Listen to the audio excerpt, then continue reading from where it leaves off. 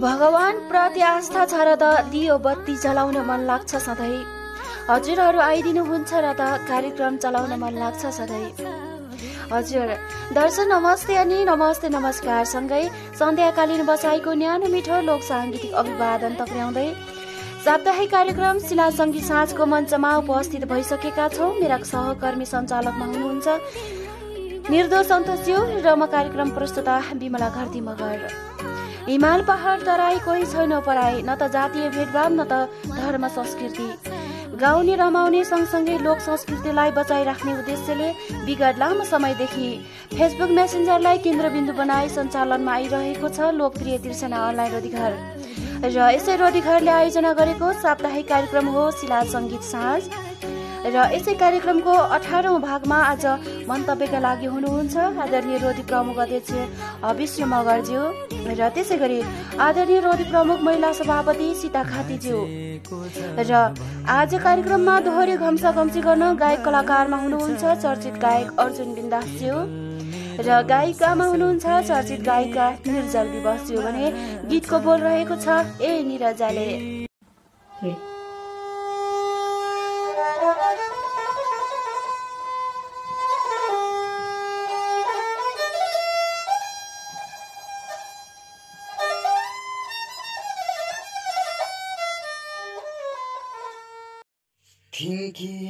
थिनन् उनीले चाहेको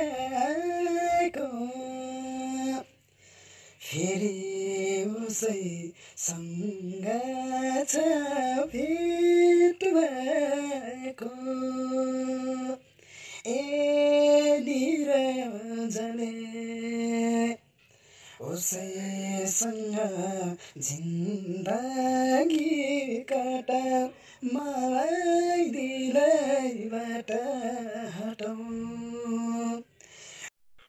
हजुर नै हो लाखौँमा एक, सोच्नै छोड्नुस् अनेक अनेक हो निरजले उसैसँग जिन्दगी कटाऊ मलाई दिलैबाट हटाऊ। उसैसँग जिन्दगी कटाऊ मलाई दिलैबाट हटाऊ। आँसुकुनी बग्याछन् खोला, सोच्न पनि सक्दिन आजकला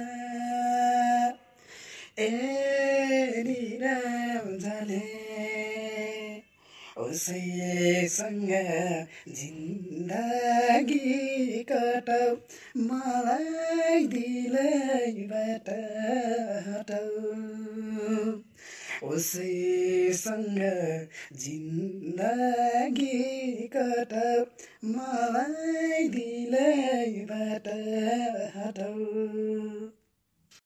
लैजाऊ फिर्ता मायाको झोला, सायद हाम्रो भेट होला नहोला हो निरजले उसैसँग जिन्दगी कटाऊ मलाई दिलैबाट हटाऊ। उसैसँग जिन्दगी कटाऊ मलाई दिलैबाट हटाऊ। रुँदै हिँड्ने नभने पारो अब मलाई बाँच्नलाई छ गाह्रो ए निरजले उसैसँग जिन्दगी कटाऊ मलाई दिलैबाट हटाऊ उसैसँग जिन्दगी काटा मलाई दिलैबाट हटाऊ रित्तै भयो मायाको झोली भुल गरेछु पापीलाई दिल खोली हो निरजले उसैसँग जिन्दगी कटाऊ मलाई दिलैबाट हटाऊ उसैसँग जिन्दगी कटाऊ मलाई दिलैबाट हटाऊ छैन आजको म कहिल्यै होसा नलौ मेरो मायामा केही दोष